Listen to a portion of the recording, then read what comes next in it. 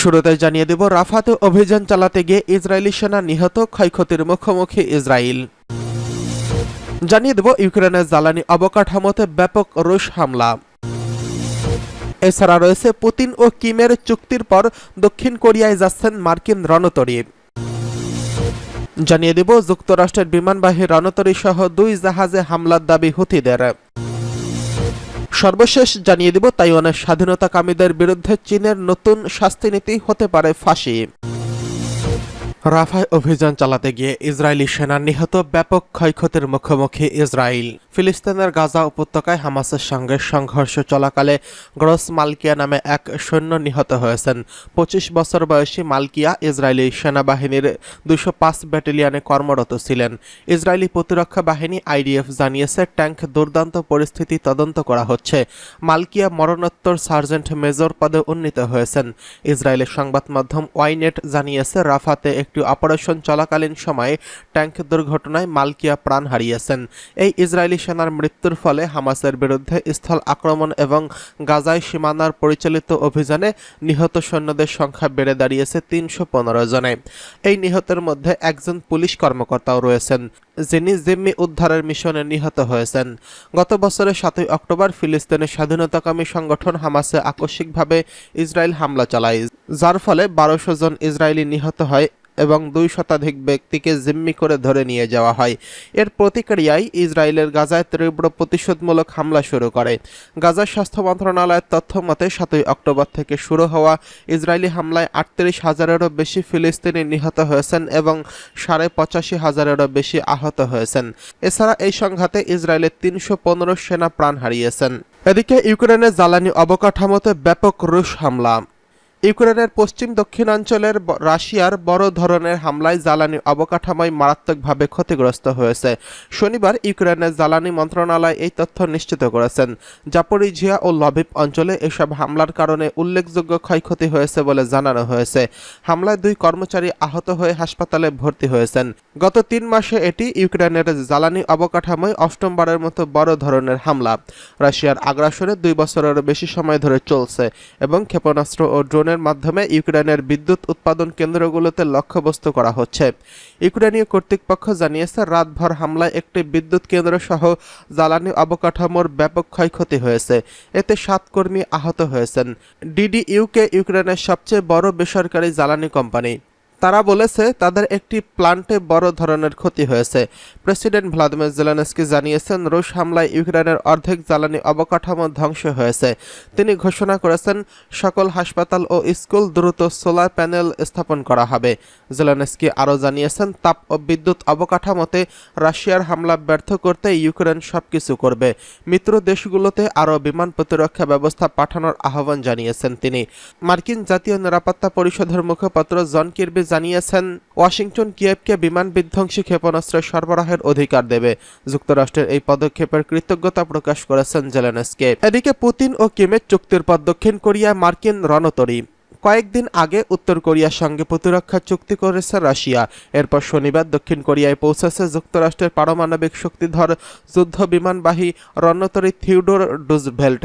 দক্ষিণ কোরিয়া নৌবাহিনী এক বিবৃতিতে জানিয়েছেন, বুসান নৌঘাটিতে রণতরীটি আগমনের মাধ্যমে যুক্তরাষ্ট্র ও দক্ষিণ কোরিয়া যৌথ প্রতিরক্ষা ব্যবস্থা আরও শক্তিশালী করেছে। এবারে ত্রিদেশীয় সামরিক মহড়ায় যুক্তরাষ্ট্র, দক্ষিণ কোরিয়া এবং জাপান অংশগ্রহণ করবেন। এই মহড়ায় উত্তর কোরিয়া ক্রমবর্ধমান হুমকির জবাব দিতে তাদের দৃঢ় সংকল্প প্রকাশ করবেন। গত বছরের আগস্টে এই 3 দেশের নেতাদের প্রতি বছর সামরিক মহড়া আয়োজনের বিষয়ে একমত হয়েছেন। দক্ষিণ কোরিয়ার মার্কিন রণতরী আগমনের আগের দিনই রাশিয়ার রাষ্ট্রদূতকে তলব করা হয়। মস্কো এবং পিয়ংইয়ংয়ের যৌথ প্রতিরক্ষা চুক্তির প্রতিবাদ জানাতে এই পদক্ষেপ নেয় সিওল। প্রতিরক্ষা চুক্তিতে স্বাক্ষর করেন রুশ প্রেসিডেন্ট ভ্লাদিমির পুতিন এবং উত্তর কোরিয়ার নেতা কিম জং উন। পুতিন 24 বছরের মধ্যে প্রথমবারের মতো উত্তর কোরিয়া সফর করেন। সিওল বলেছে, রাশিয়া ও উত্তর কোরিয়ার চুক্তি দক্ষিণ কোরিয়ার নিরাপত্তার জন্য হুমকি স্বরূপ। এর প্রতিক্রিয়ায় সিউল ইউক্রেনকে অস্ত্র সহায়তার কথা বিবেচনা করছে। 2 বছরেরও বেশি সময় ধরে রাশিয়ার সামরিক অভিযানের মুখোমুখি হয়েছে কিয়েভ। উত্তর ও দক্ষিণ কোরিয়ার মধ্যে দীর্ঘদিনের বৈরী সম্পর্ক রয়েছে। সম্প্রতি সীমান্তে সামরিক তৎপরতার বৃদ্ধি, একে অপরকে ভূখণ্ডে বেলুন পাঠানোর মতো কর্মকাণ্ডে লিপ্ত রয়েছে এই দুই দেশ। এদিকে যুক্তরাষ্ট্রের বিমানবাহী রণতরী সহ 2 জাহাজে হামলার দাবি হুতিদের। ইয়েমেনের সশস্ত্র গোষ্ঠী হুতি লোহিত সাগরে মার্কিন বিমানবাহী রণতরী আইজেনহাওয়ারের হামলা চালানোর দাবি করেছে। তবে যুক্তরাষ্ট্র এই দাবিকে মিথ্যা বলে উল্লেখ করেছেন। 2 মার্কিন কর্মকর্তা রয়টার্সকে এই তথ্য নিশ্চিত করেছেন। নাম প্রকাশ্যে অনিচ্ছুক এক কর্মকর্তা বলেন, হুতিদের এই দাবি সঠিক নয়। ইরান সমর্থিত হুতিরা গাজায় ফিলিস্তিনি যোদ্ধাদের প্রতি সংহতি জানিয়ে নভেম্বরে লোহিত সাগরের জলপথে প্রথম ড্রোন ও ক্ষেপণাস্ত্র হামলা চালায় এবং 70টি বেশি হামলায় হুতিরা 2টি জাহাজ ডুবিয়ে দিয়েছে, একটি আটক করেছে। এসব ঘটনায় কমপক্ষে 3 জন নাবিক নিহত হয়েছেন। এর আগে হুতি জনগোষ্ঠী জানিয়েছিল তাদের বাহিনী লোহিত সাগরে আইজেনহাওয়ারের হামলা চালিয়েছে এবং এই অভিযানটি সফল হয়েছে, তাদের লক্ষ্য অর্জন হয়েছে।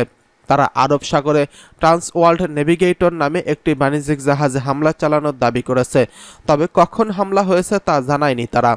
এক বিবৃতিতে হুতিরা বলেছে, আরব সাগরের ট্রান্স ওয়ার্ল্ড নেভিগেটর একটি ক্ষেপণাস্ত্র সরাসরি আঘাত করেছে। আইজেনহাওয়ারের বিরুদ্ধে অভিযান সফলভাবে তাদের উদ্দেশ্য অর্জনও করেছে, তবে তারা বিশদ বিবরণ দেয়নি।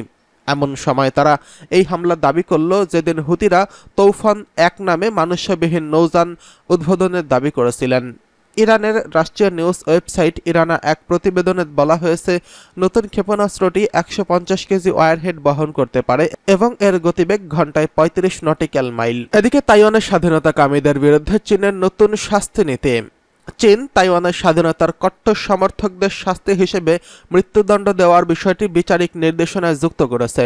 ফৌজদারি অপরাধের গুরুত্বপূর্ণ মামলায় এই শাস্তি প্রযোজ্য হবে। শুক্রবার চীনের রাষ্ট্রীয় সংবাদ সংস্থা সিনহুয়া এই তথ্য জানিয়েছেন। বেইজিং গণতান্ত্রিক তাইওয়ানকে নিজেদের ভূখণ্ডের অংশ বলে মনে করেন এবং প্রয়োজনে শক্তি প্রয়োগের কথাও বলে আসছে। সম্প্রতি তাইপের উপর চাপ বাড়িয়েছে বেইজিং, সামরিক মহড়াও করছে চীন। গত মাসে তাইওয়ানের নতুন প্রেসিডেন্টের দায়িত্ব নেওয়ার পর লাইচিং-তের সর্বশেষ সামরিক মহড়া করে বেইজিং। সিনহুয়া জানিয়েছে, বেইজিংয়ের নির্দেশিকায় তাইওয়ানের স্বাধীনতার কঠোর সমর্থকদের শাস্তির কথা উল্লেখ করা হয়েছে।